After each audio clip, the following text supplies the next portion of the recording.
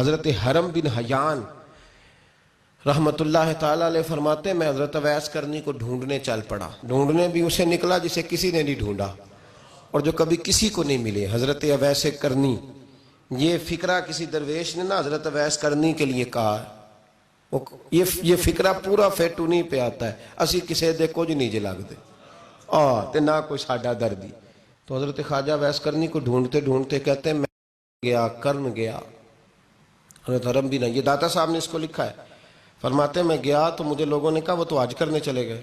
کہتے ہیں جب میں مکے گیا تو میں نے لوگوں سے پوچھا اویس کرنی آئے تھے؟ کہنے لگے ہم تو نہیں جانتے. یہ تو میرے جیسے لوگ ہوتے ہیں نا جن کی تصویریں زیادہ نکلتی ہیں تو جن کی ویڈیو زیادہ ہوتی ہے تو لوگ زیادہ جاننے لگتے ہیں، ورنہ رب کریم کے بندے تو چھپے ہوئے چکر میں پڑے ہی نہیں. کون اویس کرنی؟ تو انہوں نے کہا کہ حضرت اویس کرنی، چہرے پر برس کے داغ ہیں، کمزور سا وجود ہے، داڑھی زیادہ گھنی نہیں. جب حالات بتائے تو کہنے لگے اس طرح کا ایک شخص آیا تھا، اس نے طواف کیا تھا. پہلے بھی دنیا کرتی ہے پر جب اس نے کیا ہے نا تو اس کے طواف نے وہ خود بھی رویا ہے اور بھی بڑے روئے ہیں.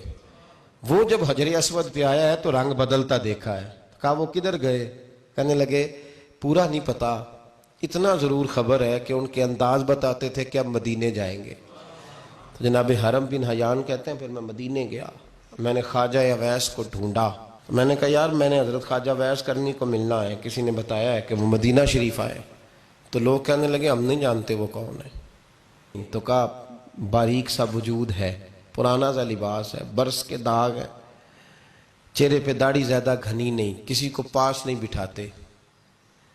اور پھر ایک جملہ اور کہا سنا ہے روتے ہیں تو بڑے درد سے روتے ہیں، سنا ہے بھیگی رہتی ہیں پلکیں.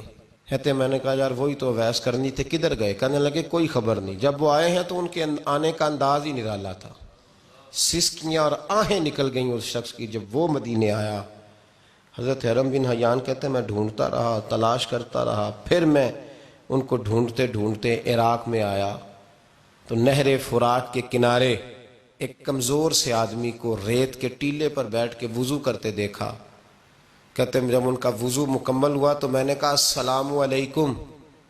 تو کہتے انہوں نے چہرہ نہیں پھیرا، وہیں بیٹھے بیٹھے کہنے لگے وعلیکم السلام یا حرم بن حیان. کہتے میں نے کہا کہ من انت، آپ کون ہے؟ تو کہنے لگے وہی ہوں جسے تو مکے اور مدینے ڈھونڈتا رہا. تو کہتے میں نے کہا حضور آپ میرا نام کیسے جانتے ہیں؟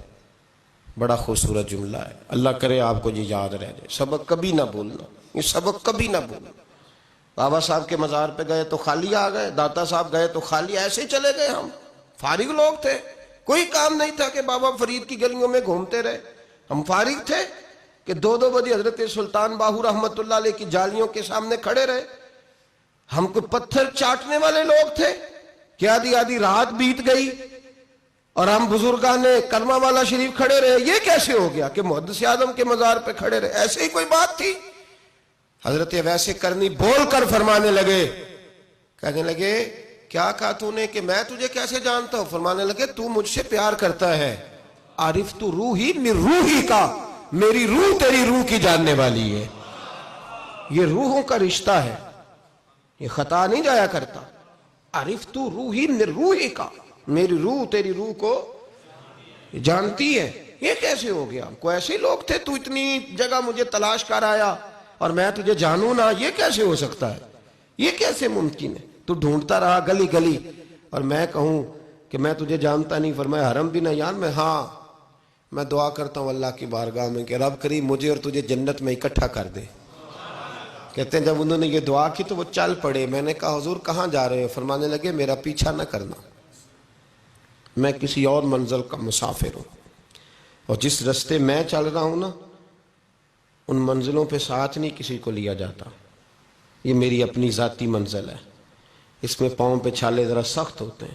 ہر آدمی کا کام نہیں یہاں چلنا، تو مجھے تنہا رہنے دے اور مجھے اپنی مرضی سے چلنے دے.